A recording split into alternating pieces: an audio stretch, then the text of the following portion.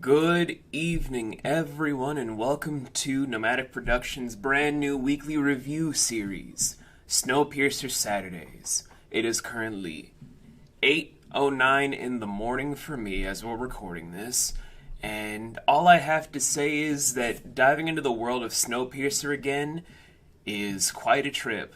Now, for anyone wondering if we're going to be trying to do the same exact stuff that we've been doing for other weekly series, then yes. Just like how we did with Merlin and how we're going to be continuing with Legend of the Seekers, I'm going to be watching up all the videos that I can of each current season that's been out or fully released, all the way up to even the current stuff where I'll be trying to keep up with you guys on a day-by-day basis, literally the weekend following said premiere. Now that we've gotten all that established in the first, I believe, minute of recording, let's jump into the first episode, which is titled, if I can see correctly, First the Weather Changed. Now, for anyone wondering, is this going to be like the film itself? Yes, but also no. It's mostly taking inspiration from the original graphic novel from the French writers, but mixing in Bong Joon-ho's different ideologies and methodologies into the mix to make a brand new series.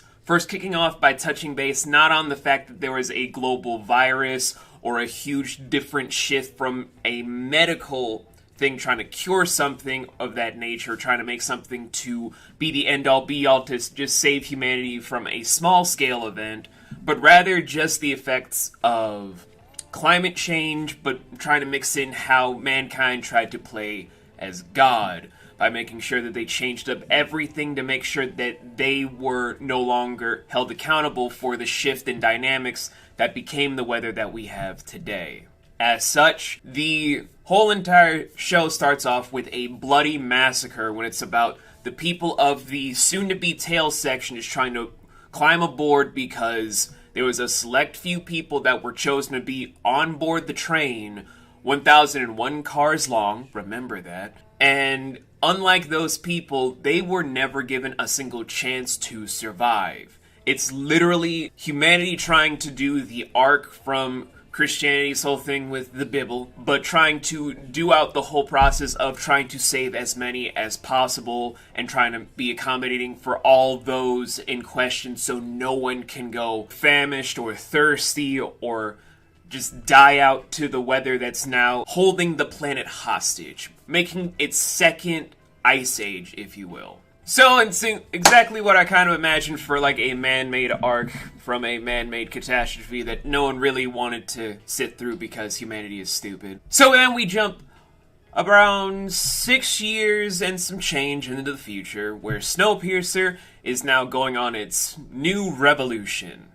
That is what they're now calling cycles of the year, and no, we're not changing that whatsoever. And we now meet our main lead that we're going to be following of Layton. He is a resident of the tail section along with his pseudo-son by either adoption through just living in the tail or just kind of adopting because it's the same reason most people adopt kids, because they have a lot of love to give and want to pour it into the next generation, whether or not they're blood or not, of Miles and Miles. And also kind of raising the kid with a lady that we're going to know more and more about as the first season goes on as Josie. In the tail section, it's sort of like in the film itself. Rations are being cut, many different people have suffered from numerous other revolutions, and right now they are at their wits' end trying to usurp the people in power in the front section of the train. We're going to get into those people in a bit. Now, for the tail storyline that we're going to be focusing on before we get into the main storyline, it's just like you'd imagine from the original film. Not from the graphic novel, where it's a little bit more tamed in a way, but more in that whole vein of what Bong Joon-ho wanted to illustrate for us all. The class system that is in place has kind of left these people at their wits' end to where, although they find small moments of levity, to find joy in their own company, to fall in love, to try and find all this whole stuff of feeling a unity with brothers and sisters, aunts, uncles, mama grande. Everyone wants to have a small semblance of happiness on the train, but since they're in the tail, the most deserted of all care, the most abysmal, the most shat-on section of the whole train, it's harder and harder for them to even have the means to open their eyes the next day. They've given away everything that they could to try and have a better life, to where they've had different rebellions, they've had different attacks towards the front, and every single time conditions and morale got worse, to the point where now they're unable to procreate in the tail section, which is a bad thing for the tail, but in retrospect for what the whole train's going through, as I'm going to get to you when we get to that point in the show, is kind of a good thing. It's not a great thing as a human standpoint, but for the ecosystem that Mr. Wilford tried to establish for the train, it is not good, fam. It is not good. So this is going to be, since they're doing the 6th revolution around the world for their new cycle of life, if you will, we're going to call this rebellion that happens for the tail story Year 6A Rebellion. We're going to hold off on why I say that again for later. There's a lot of stuff I can't talk about now. We have to wait for later. Where everyone tried to take notes from when Leighton was trying to keep track about how long they keep the doors open from transfers of different sections of the train to get further down, so they knew exactly when to strike, when to infiltrate, and when to access the other compartments of said train. From there, they also took account into all of the security people, which are jackboots, and I think, I forget all the terminologies for the security, but there are brakemen's, jackboots, and another unit I'm not remembering of security. These are the main enforcers of the peace and just utter law of the train, from the tail all the way to, I would say, the cusp of where first ends and probably where engineering begins. Like, that whole section is like their domain, which I would assume is like 999 cars long. So anyway, Year 6A's rebellion kind of goes strong at first, where everyone gets a little bit of some headway with a character by the name of Pike leading the revolution, because Leighton, as we're going to get into in a moment, was taken from the tail for the main plot. And the spark that kicked off the whole powder keg at the end of it all was the death of one of the oldest people on the train, which is an old man known as Old Ivan, coming from my home country. And from what I would assume is losing the heart of the tail, which is Leighton, and the soul, which is Old Ivan, the tail just decided to throw all caution to the wind and start first doing a switcheroo of Old Ivan's body once they got all of the brakemans and jackboots to kind of come in to take the body away, because containment policy, a lot of different laws on this train, by switching it out to be another person in the tail. Their names we're going to get into in a later episode, because there's a lot of characters we got to get to meet, guys. And from there, they attack all the brakemen that they see to try and access all of the doors that they can look into. From when I looked into the footage before we started recording, it is roughly, I would say, about 2.5 to 3 cars of what they were able to take away, even when they kind of jump into when the main plot goes back into the tail plot.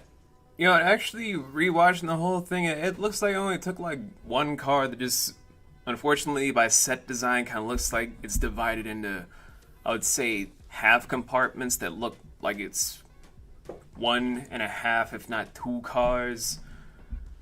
Then again, by the math of still having their base point, when you also take the other one, it's still technically, they had a 2-car radius, so whatever. Small notes, but whatever. At the cost of a few people dying, if not being maimed, all because of their emotions running awry. And if it wasn't for the intervention of the main plot, a lot of people we're going to be meeting later would have been dead on the spot. So that's the tail section, which we're going to be focusing on at first because y'all gotta give love to the tail. It goes through a lot of stuff. But that's not the only plot line that we have in the story. The main plot that we're going to be disregarding a few other things in the story that aren't going to matter right away. We're going to circle around to those things, but we're going to focus on what's most important. A murder has occurred on Mr. Wilford's incredible train of survival. So they decide to look into who could be a good detective to solve the crime. And ironically, Layton used to be a homicide detective before the world became the Second Ice Age. Before it became this huge ball of ice just floating in space. Which is probably a weird sight for all aliens to just look at from their telescopes. God, I would love to see how Martians would react to this shit.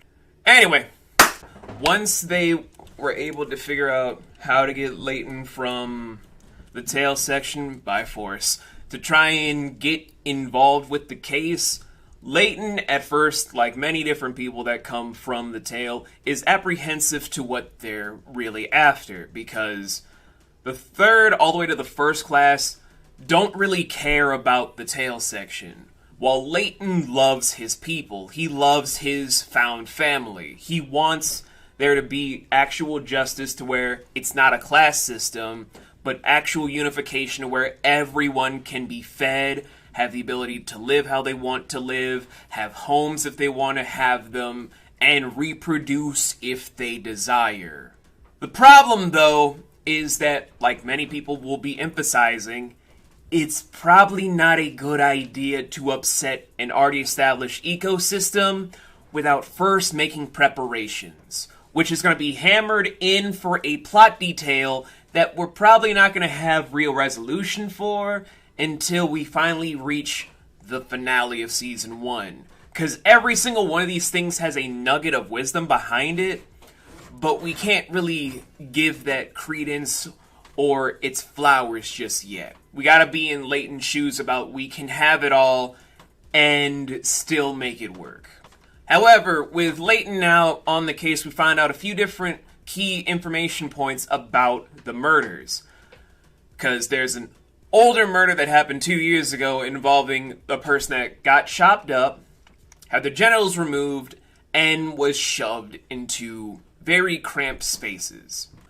Those are 3 important notes to keep because 2 of those are going to come back really, really soon, while the third one is kind of hit or miss. More on that next episode. In that whole stead, Layton can probably figure out a lot of different keynotes that we're going to be circling into in future episodes that are going to blow a lot of things out of the water. But the thing that he still is emphasizing is he doesn't want to be a puppet of the train. Even when they bring in his ex-wife of Zara, where their whole entire dynamic is she hates him because he saved her from dying in the sheer cold that is the outside of the train, and she doesn't forgive him because he allowed her to live by saving her and getting her on the train in the first place, instead of dying like her mom and Layton's brother and all the other people from their lives before the whole fallout happened.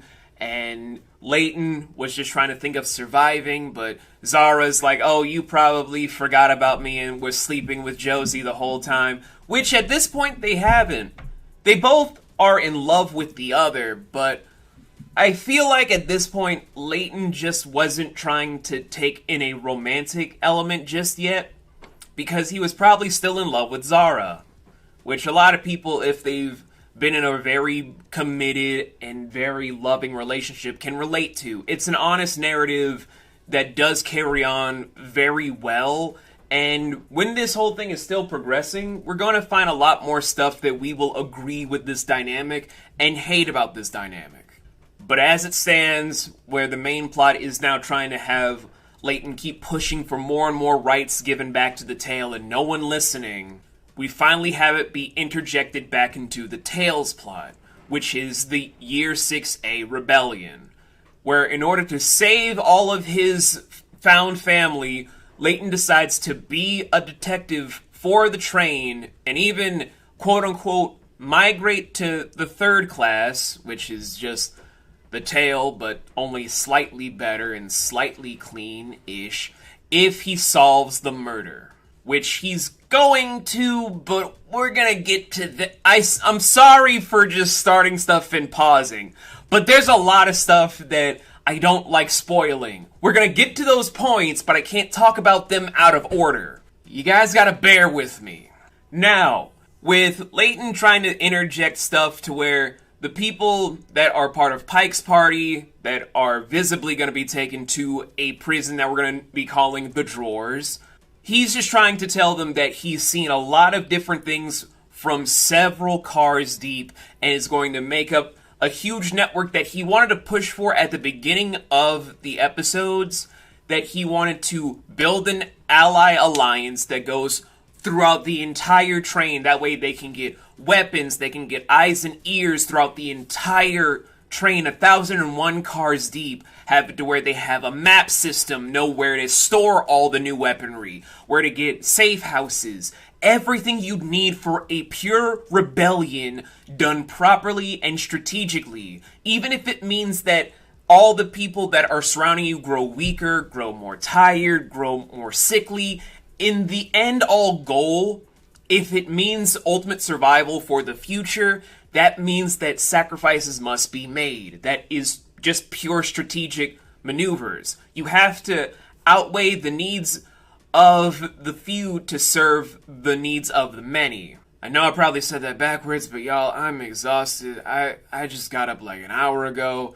Cut me some slack. And so, because Layton cut this deal, his friends/family are going to be put in the Drawers for now, and he's going to be instilled as a detective to solve this murder case. But that's when just the main plot and the tail plot end. But you're probably still like, there's still time on that clock though. What else could be going on in this show that we don't really know about? Well, here's the thing, guys. Usually for a plot twist that kind of hits the fan early, just sort of disregards a lot of good building blocks for the future. However, this show does not do that whole thing. In its entirety, for what we have here, we start off the show, make it seem like Mr. Wilford is an all-knowing deity aboard the train. Sort of like in the film, 2013 masterpiece film that's part of my top 20 favorite films of all time, where Wilford knows all the moves that comes into play because of his own informants, how he can predict all the different movements that go into every single character because of different analyzations, cameras embedded in all the cars. Like, he can see all of these different moves happening before the other characters know what's happening. But the twist in the series, though, is that Wilford is nowhere on the train at all. He hasn't been the whole time. But the person that's acting as Wilford is the head of hospitality, Melanie, who is not only the voice of the train, not only head of hospitality, but one of the 3 engineers that's going to be the main focus for the overall observation arcs in the plot. Like, everyone has the observers, the main players, and the cause and effect that goes into a plot for their own different arcs, their own different story arcs that kind of play out into the plot in its center. Melanie and the other engineers are our observers. They're the ones that can oversee the ecosystem as well as the other points that go into why the plot keeps continuing in the way it is, but also they have their own issues that need to be addressed to make them be more fulfilled and fleshed out as characters. And with that, our first episode of Snowpiercer just ends with that big plot reveal to where they're trying to have it seem like Melanie is in complete control and that all the engineers know exactly what they're going to be doing next. Layton is going to be setting up all these different networks and going to do a successful revolution with no bad consequences. The tale is suffering now, but it's going to come out on top with all of our favorite characters that we just got to meet in the first episode, minus old Yvonne, because rest in peace, my guy, get to come out on top to be saviors that free the train from all different points of tyranny. Here's why you shouldn't keep your hopes up on that front. Now, I know a lot of different Snowpiercer tubers, if those are actually a thing, actually will go over why the different styles that go into play will make it seem like you should not keep your hopes up because they're going to be plot twists that are not going to make you happy. It's going to make you feel unfulfilled because of certain things for dynamic sakes are not going to make you feel as happy, as enjoyably pleased by what's happening, and blah, blah, fuckity blah. That's not the case for today, pimpin'. Instead, we just have what I would classify as a great misdirection for all peoples that want to see something new and something exciting just kind of be brought up, as this is Subversion 101. TNT took a great premise from two different source materials and made a brand new timeline of events that honestly will keep you on the edge of your seats and make sure that you never feel like you're missing a beat. Every single moment on hand, every character that you're going to meet, every single instance and different action that you will be witnessing will feel like nothing more than a beautiful dream. And I cannot wait to dive into next week's episode because, honestly, this is the kind of show that I live for. But we're going to have to wait on why I keep saying that for future episodes to come. In the meantime, if you guys enjoy this whole entire thing, because whether or not I get a bunch of viewership, y'all know me, I'm still going to do this whole weekly series, unless time gets away from me, and then I have to put it on the shelf for a while. Like Legend of the Seeker Thursday, which is coming back next week. Anyway, though, y'all know me, it's been your boy V, and I'll be seeing y'all next week for some more goodness involving that Snowpiercer stuff. Which might have to be a double up stuff because of, oh wait, no, I'm just gonna be doing the, oh wait, Too many homies want to play Simon Says. Nobody want to play hopscotch. One step, two step, down a couple blocks till they find a brother staring at the top spot. Everything is gorgeous from the lobby. Everything is lit when you broke. Everything's enormous when you never had shit. I can almost feel the fame. Is this close? I'll be outside like damn.